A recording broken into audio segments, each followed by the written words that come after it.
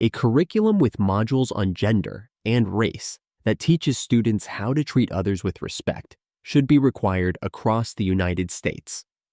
Efforts to censor the history curriculum in recent years have led many to describe the backlash as the new debate on teaching creationism in schools. This book, by historian Ben Rothschild, features essays on the 19th century, 20th century, and ecology. It contains chapters on Frederick Douglass, the civil rights movement, and LGBT history. The cover of the book comes from a poem that Ben wrote called General Sherman, about enjoying nature, buffalo, and the American landscape. Buy this book, American History, A Critical Analysis. Available on Amazon for $14.99. American History, A Critical Analysis by Ben Rothschild. Grant is a man of a good deal of rough dignity, rather taciturn, quick and decided in speech. He habitually wears an expression as if he had determined to drive his head through a brick wall, and was about to do it. Letter from Colonel Theodore Lyman, April 1864. Introduction. Teaching American History. In 2014, in response to the achievements of the Obama administration, conservative parents strongly protested the College Board regarding their guidelines for AP United States history.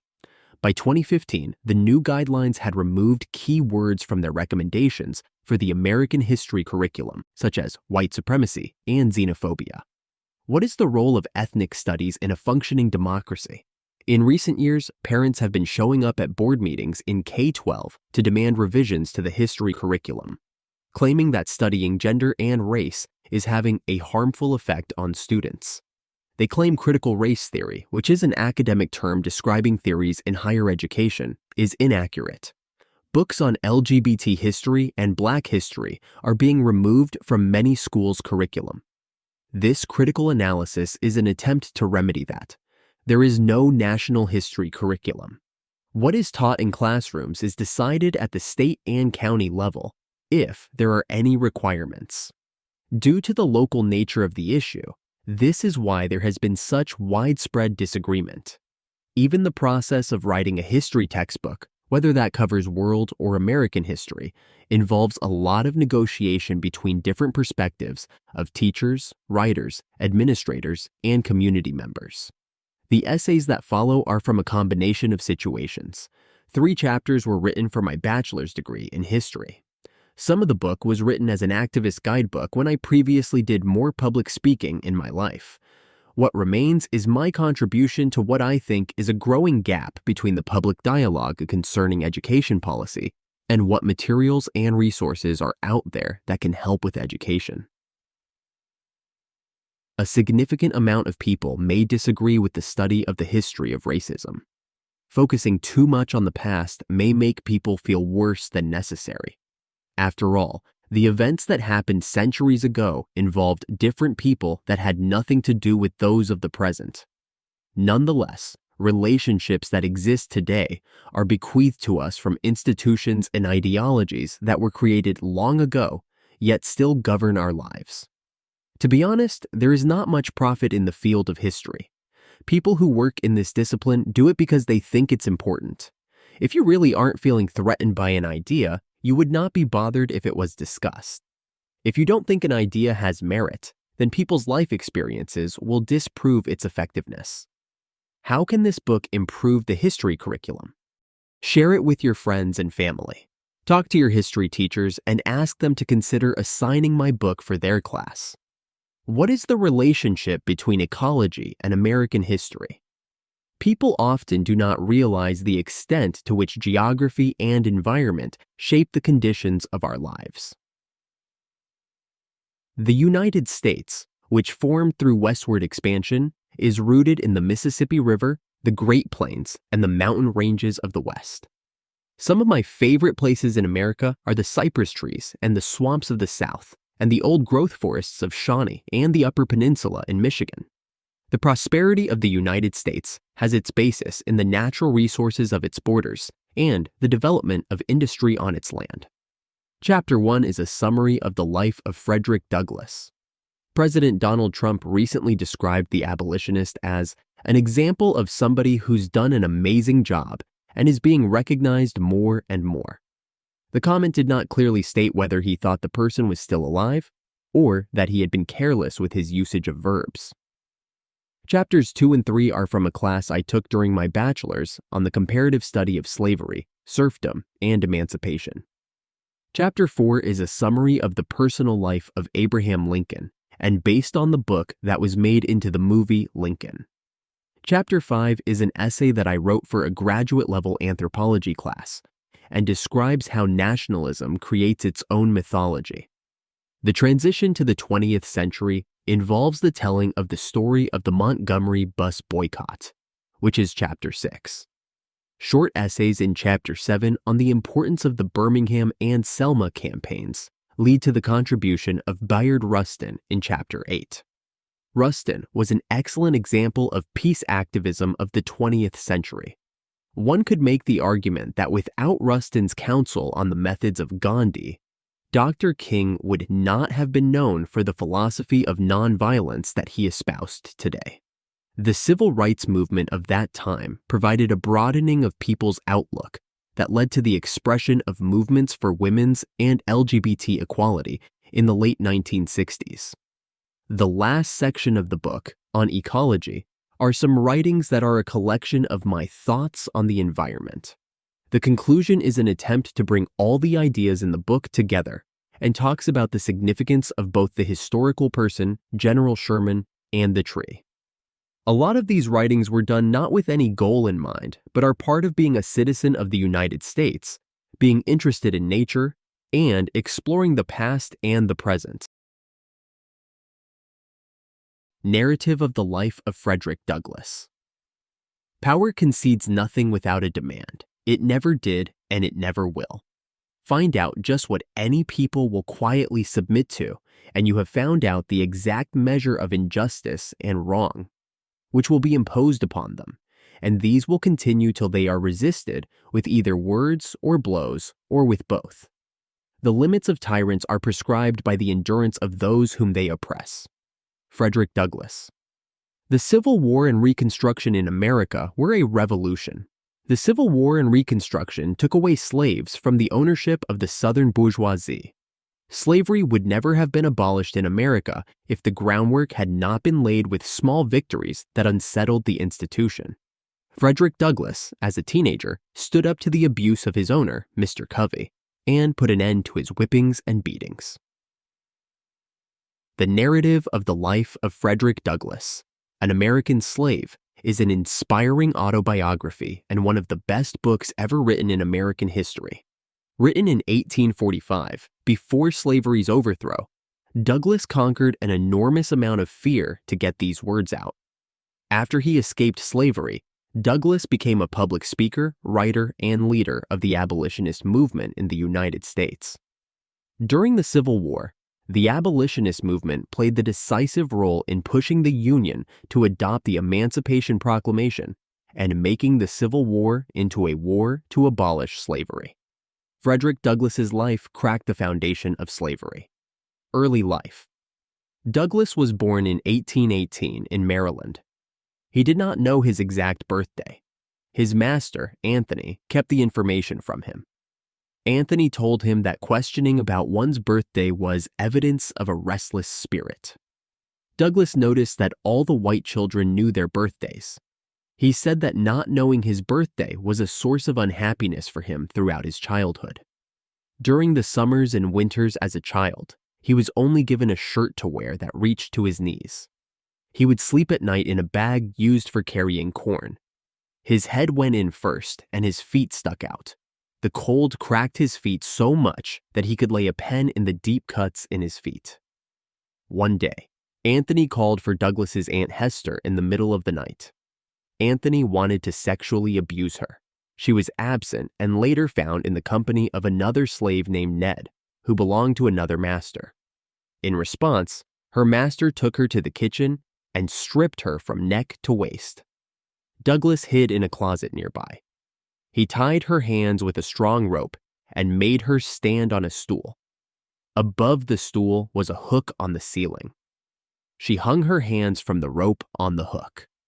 She stood on the stool on the ends of her toes. Anthony said to her, "Now, you "I'll learn you how to disobey my orders." He began whipping her. She had a high-pitched, piercing scream. Her blood dripped to the floor. Douglass heard the whole thing. He thought he was about to be tortured next. He stayed in the closet until long after the torture was over. Douglass said he was often awakened at sunrise by the piercing screams of his own aunt being tied up and whipped until she was literally covered in blood. His master would not stop until he was overcome by tiredness. On the first page of his autobiography, he said that his father was a white man. His mother was raped. He said he heard rumors that his master was his father, but he was not sure. Douglass and his mother were separated as an infant. It was the policy of slave owners in Maryland to separate slave children from their mothers before they reached their 12th month. This was done to prevent the children from developing affection towards their mothers. Douglass grew up on the outer edge of the plantation, where his grandmother raised him and other children. His grandmother was too old for field labor. Douglass never saw his mother more than 4 or 5 times throughout his whole life. Each of these meetings was very short and at night. His mom walked 12 miles from the plantation where she worked to see Douglass. After performing a day's work in the field, she would walk on foot. The punishment for not being in the field at sunrise for his mother was a whipping. His mom would lay down with him and get him to sleep. But long before he woke up, she would be gone. They barely said anything to each other during these moments. She died when he was 7. He was not allowed to be present during her illness, when she died, or at her burial. He found out about her death after it happened. He said that he received the news of her death with much the same emotions I should have probably felt at the death of a stranger. His mother's courage to walk 12 miles on foot in the middle of the night, in fear of receiving a whipping if she did not make it back by sunrise, gave Douglass enormous courage. His mother's love for him, although he barely knew her, helped give him the courage later to stand up to his overseer and escape slavery. His mother taught him his worth as a person. Douglass writes, "The whisper that my master was my father may or may not be true, and, true or false, it is of but little consequence to my purpose, whilst the fact remains in all its glaring odiousness, that slaveholders have ordained, and by law established, that the children of slave women shall in all cases follow the condition of their mothers. And this is done too obviously to administer to their own lusts, and make a gratification of their wicked desires profitable as well as pleasurable. For by this cunning arrangement, the slaveholder, in cases not a few, sustains to his slaves the double relation of master and father." Sexual abuse defined slavery. Douglass wrote that slaves who had the same master as their father were treated worse than other slaves. He said that the slave was a constant offense to the white mistress. The master had to decide between selling his own child or watching one of his white sons tie up their own sibling, who was only a few shades darker than themselves, and whip them. Douglass grew up on a large plantation where over 1,000 slaves lived. The central headquarters of the plantation was where the mechanical operations for all the farms were performed, such as metalwork, making fabric, and grinding grain. Slaves called it the Great House Farm. It was a privilege to do errands at the Great House Farm. Douglass says, "A representative could not be prouder of his election to a seat in the American Congress than a slave on one of the out farms would be of his election to do errands at the Great House Farm." This was regarded as evidence of great confidence by the overseers in the slaves, and it would get them away from doing field work for a day, where one could be whipped. Douglass said that when slaves went on walks to do errands at the Great House Farm, they often sang in ways that revealed at once the highest joy and the deepest sadness. They would not be concerned with time or tune. He said that the thought that came up came out. They were made up on the spot.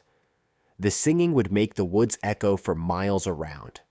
Douglass said that he once felt that one must only listen to the songs slaves sang, and it would demonstrate more clearly the horrible character of slavery than reading whole volumes of philosophy on the subject. The songs expressed pain that could not come out any other way. Hearing the songs frequently made Douglass cry. He writes, "The mere recurrence to those songs, even now, afflicts me, and while I am writing these lines, an expression of feeling has already found its way down my cheek." This was the only point in the book where he mentioned crying as he wrote.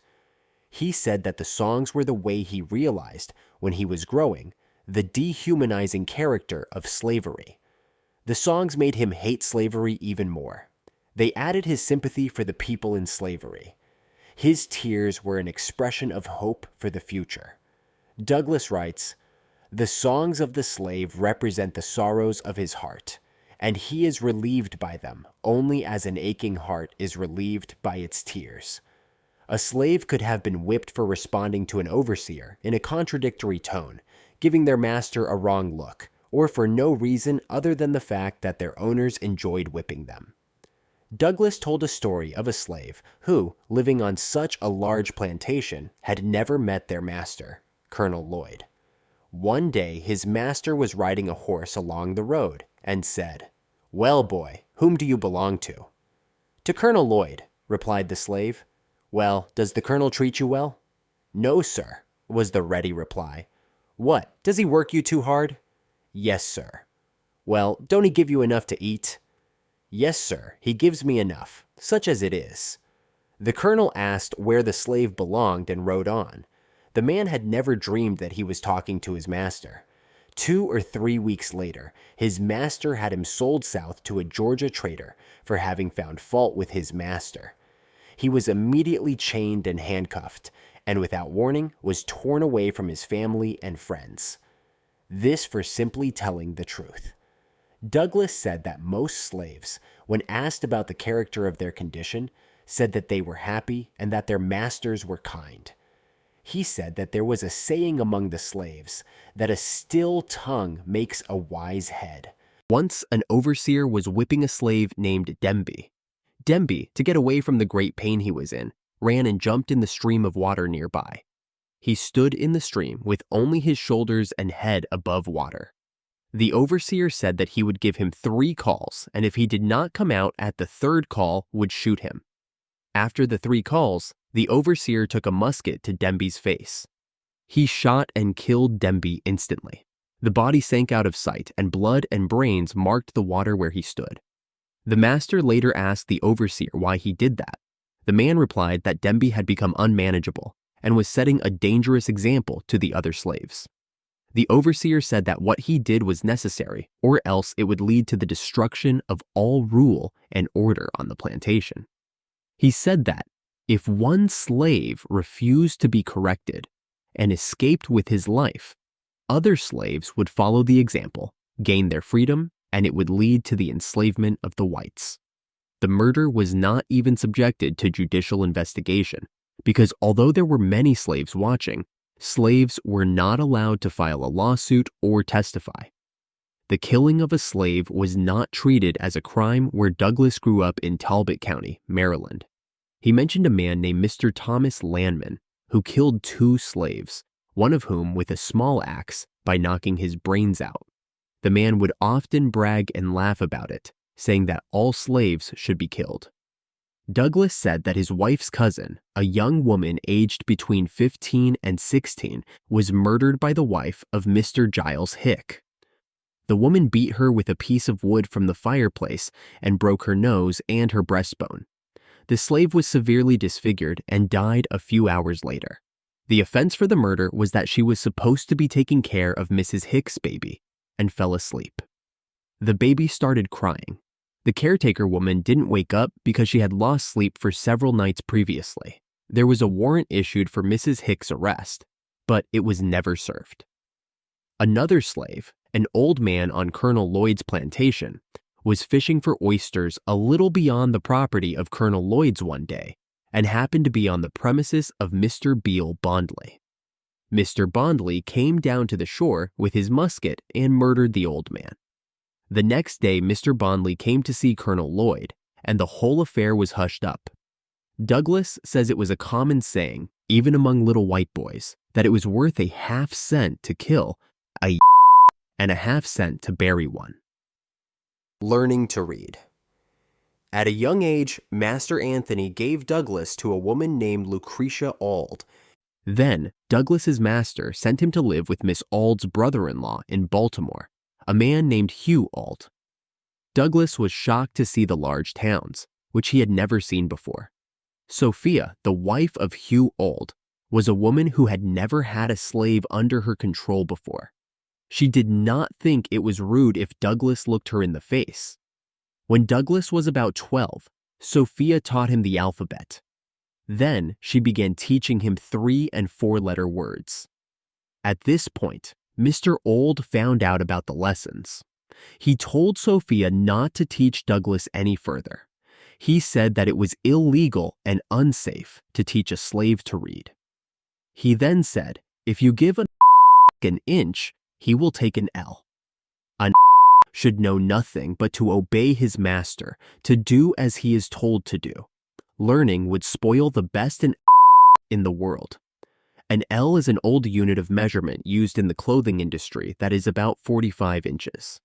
Mr. Auld said that if Douglass learned how to read, there would be no point in keeping him because he would be unfit to be a slave. He said that it would do Douglass a great deal of harm and make him discontented and unhappy. Douglass wrote about his reaction to hearing this. These words sank deep into my heart, stirred up sentiments within that lay slumbering, and called into existence an entirely new train of thought. It was a new and special revelation, explaining dark and mysterious things, with which my youthful understanding had struggled but struggled in vain.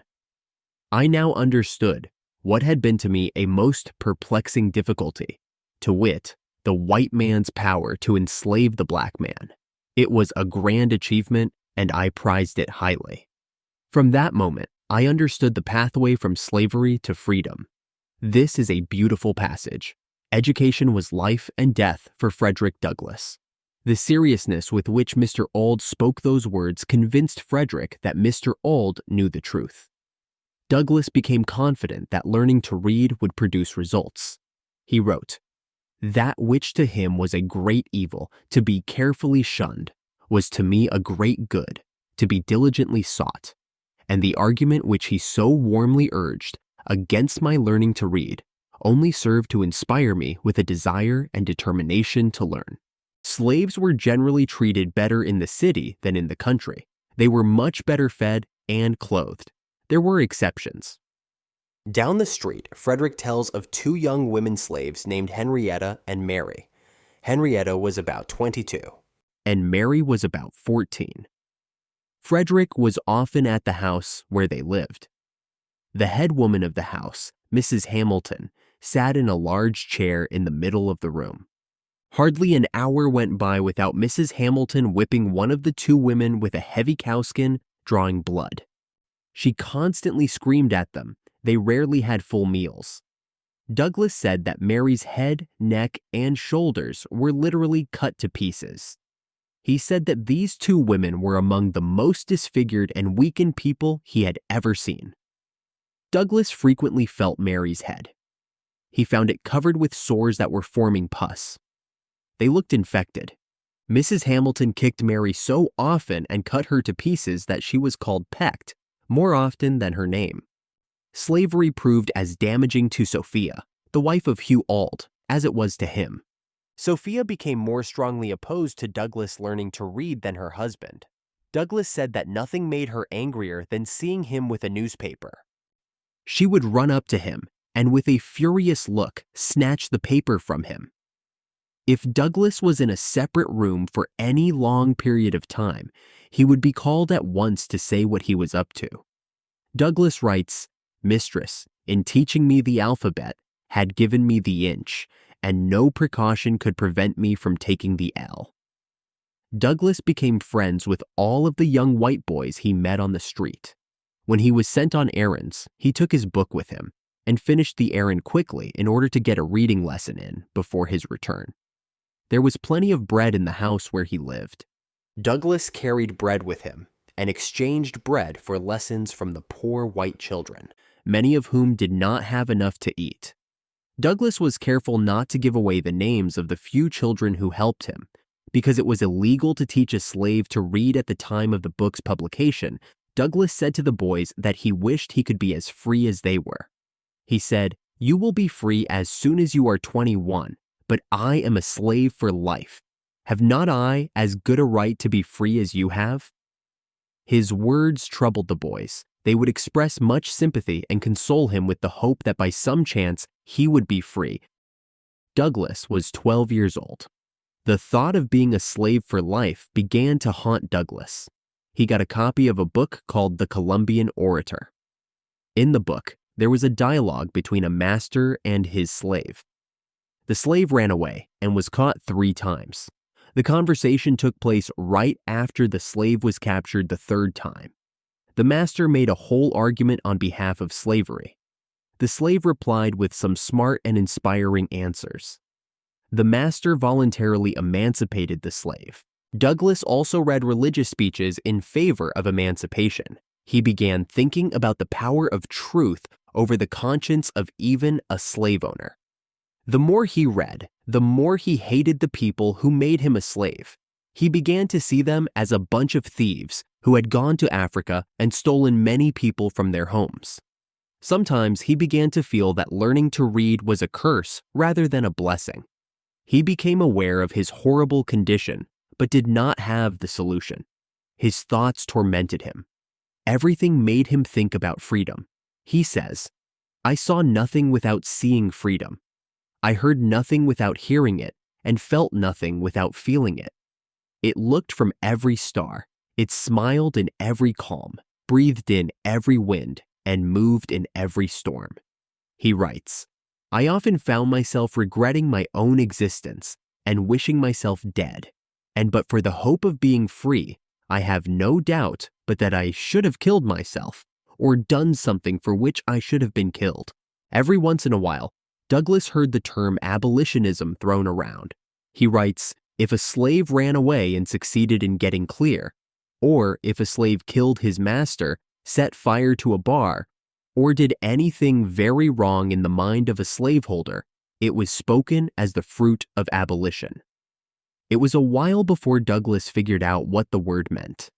One day, he came across an article in the city newspaper about petitions for the abolition of slavery and the slave trade in the District of Columbia. From then on, he knew what abolition meant. Whenever he heard the term used, he drew closer to the person speaking those words. One day, Douglass helped 2 Irishmen unload stones from a boat on the pier. One of the men asked Douglass if he was a slave for life. He replied yes. The man seemed deeply upset.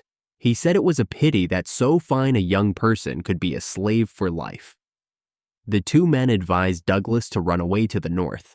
White men were known to encourage slaves to escape. They then caught the slaves and returned them to their masters to get a reward. Because of this, Douglass pretended that he did not understand what they were saying. But since that day, he resolved to escape slavery.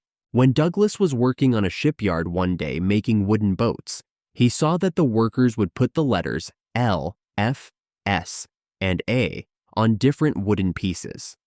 The wooden piece would get a certain letter depending on which part of the boat it was supposed to go to. The workers would write an L on a piece of wood ready for use on the left side. L stood for the term larboard side, which meant the left side of the boat. The piece would get an S if it was ready for use on the right side. S stood for starboard side, which was a term that meant the right side of the boat.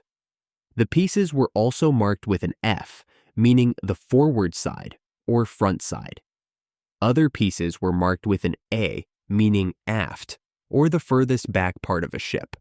Douglass, figuring out what the letters meant, immediately started copying them, and after a short period of time was able to write the 4 letters out by hand.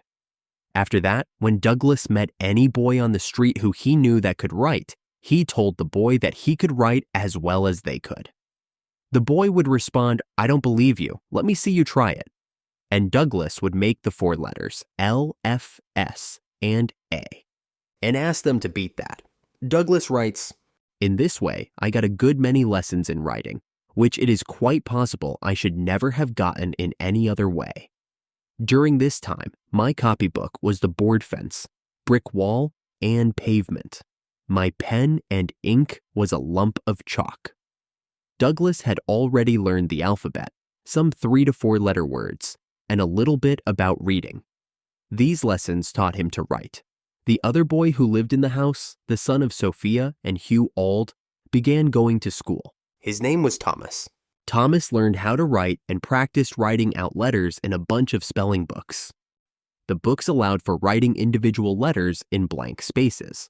Thomas brought the books home, showed them to a few neighbors, and laid them aside. Every Monday afternoon, Sophia would go to a meeting at the school and leave Douglass in charge of the house. When she left, Douglass spent his time writing individual letters and words in the blank spaces left in Thomas's spelling books. He would copy what Thomas had written. He continued this practice until he could write like Thomas. After years of tiresome effort, Douglass finally succeeded in learning how to write. Back to the plantation. Douglass left the plantation he was born on around age 5 to live in Baltimore with Sophia and Hugh Auld. At around age 10 or 11, his old master, Captain Anthony, died. Lucretia was Captain Anthony's daughter. Hugh Auld was the brother of Lucretia's husband. When Douglass's old master, Captain Anthony, died, Douglass was sent back to the plantation he was born on. Douglass was to be valued with the other property. This moment brought up his feelings of hatred for slavery. Captain Anthony died without a will and had 2 living children, Lucretia and Andrew. Women and men, young and old, were to be evaluated with horses, sheep, and pigs. The slaves feared being passed into Master Andrew's hands. He was a drunk who had already wasted much of his father's property. The slaves believed that if they were given to Andrew, he would eventually sell them to the Georgia traders, where slavery was even more horrible than in Maryland. All the slaves felt that they might as well be sold to Georgia traders immediately, rather than land in Andrew's possession. Douglass received many less whippings than the slaves he was being evaluated with. A few days before, Master Andrew had grabbed Douglass's little brother by the throat, threw him on the ground, and with the heel of his boot stomped on his head until blood began flowing from his nose and his ears. After Master Andrew did that, he turned to Douglass and said that he meant to serve Douglass in that way one of these days. Luckily, Douglass ended up in Lucretia's hands. After staying on the plantation for about a month, he returned to Baltimore. Not long after Douglass returned to Baltimore, both Lucretia and Andrew died. They did not leave any of their slaves to be free. Douglass's grandmother had served Captain Anthony from youth to old age. She was a source of wealth to him, and her children, grandchildren, and great-grandchildren were slaves on the plantation. She had 12 children.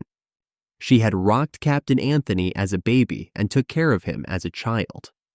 At his death, she wiped from his icy brow the cold death sweat and closed his eyes forever. Captain Anthony left her as a slave. She saw her children, grandchildren, and great-grandchildren divided up without being able to say a word. Her present owners, seeing that she was old and was having trouble taking care of herself, took her to the woods and built a little hut for her. The hut had a little mud chimney. They let her support herself there in isolation and loneliness. Her present owners were practically leaving her out in the middle of the woods to die. This was the grandmother who had taken care of Douglass as a child and many other young people. Douglass writes of his grandmother alone in the hut. She stands, she sits, she staggers, she falls, she groans, she dies.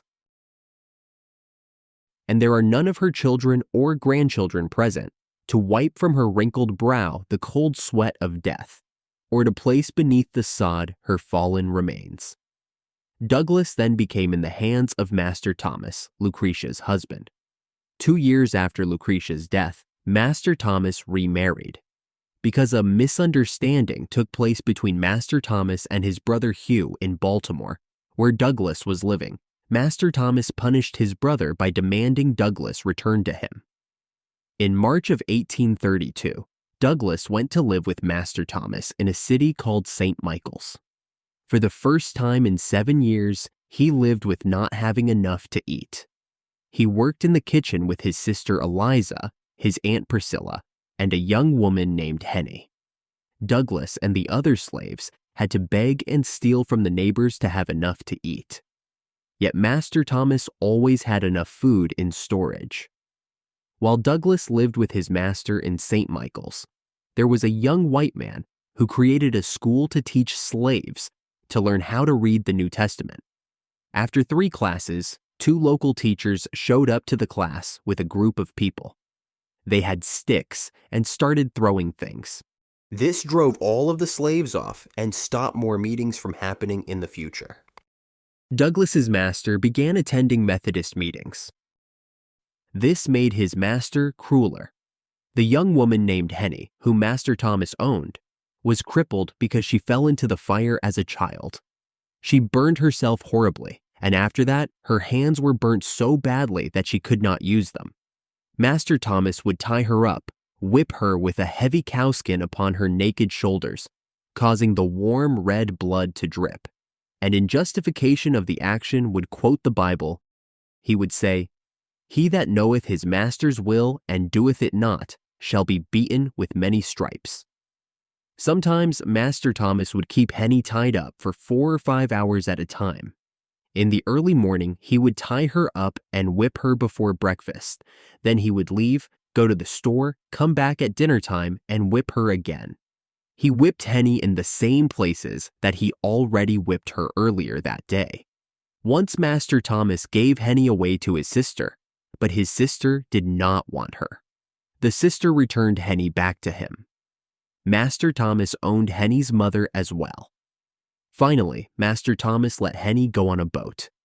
Master Thomas said he set her adrift to take care of herself, meaning he left her helpless to starve and die. Master Thomas said to Douglass that city life had almost ruined him. Douglass used to let his master's horse run away to the neighboring farm. The farm was about 5 miles away. Then Douglass would have to go after it. He did this because he could always get something to eat from Master Hamilton, who lived there. Master Hamilton was Master Thomas's father-in-law. Master Hamilton always gave his slaves enough to eat. Douglass never left that farm hungry, and even if he was supposed to be back quickly, he took his time. The fight with Covey. Master Thomas said he would not tolerate Douglass's actions any longer. Douglass had been there 9 months, and Master Thomas had given Douglass a number of strong whippings, but the whippings had no effect. Master Thomas said he was going to make Douglass be broken as a slave. Master Thomas lent Douglass to a man named Mr. Covey for a year. Mr. Covey was a poor farmer who had a reputation for breaking young slaves. Slave owners would rent their slaves to Mr. Covey. Mr. Covey would pay slave owners the wages that the slave owners would be missing out on by giving their slaves to him for a period. Sometimes, the slave owners would give them their slaves for free for a period because of his reputation as a slave breaker. The slaves would prepare and cultivate Mr. Covey's land for crops. Mr. Covey could get young slaves to work on his land with ease because of reputation as a slave breaker. A young man who lived there told Douglass about Mr. Covey before he got there. Yet Douglass was glad to leave Master Thomas's farm because he knew he would get enough to eat on Mr. Covey's farm. Douglass said that getting enough to eat is not the smallest consideration to a hungry man. On January 1st of 1834, Douglass went to live with Mr. Covey. For the first time in Douglass's life, he worked as a field hand at Mr. Covey's farm. Within 1 week, Mr. Covey gave Douglass a severe whipping, causing blood to run down his back. The wounds on Douglass's back raised ridges that formed into narrow raised bands, as large as Douglass's little finger. Mr. Covey sent Douglass to the woods to get a load of wood on one of the coldest days in the month of January. He gave Douglass a pair of untrained oxen tied to a cart. Douglass was to ride in the cart and steer the oxen. Mr. Covey told Douglass that if the oxen started to run, he must hold on to the rope. Douglass had never driven oxen before. As soon as they entered the woods, the oxen got scared and started running. They ran in a way that the cart banged against trees and went over tree stumps. Douglass said he expected at every moment that his brains would be smashed by violently striking the trees. They ran a considerable distance. Then the cart crashed into a tree, and the oxen ended up entangled in a dense group of trees. The cart was shattered. Douglass says, "How I escaped death, I do not know." After a lot of effort and a long time, Douglass got the cart to be standing up on its correct side. He got the oxen disentangled and got the oxen again tied to the cart. He made it to the location with the chopped wood and loaded the cart heavily. He made it back out of the woods. Half the day had gone by. Douglass stopped the oxen before the wooden gate to open it. As the gate was opening, the oxen started running again. Douglass could not get an opportunity to get a hold of the rope attached to them. The oxen rushed through the gate. The cart caught to the gate between the wheel and the body of the cart. The gate was torn to pieces. The oxen almost crushed Douglass against the gatepost. Douglass writes, "Thus twice, in one short day, I escaped death by the merest chance."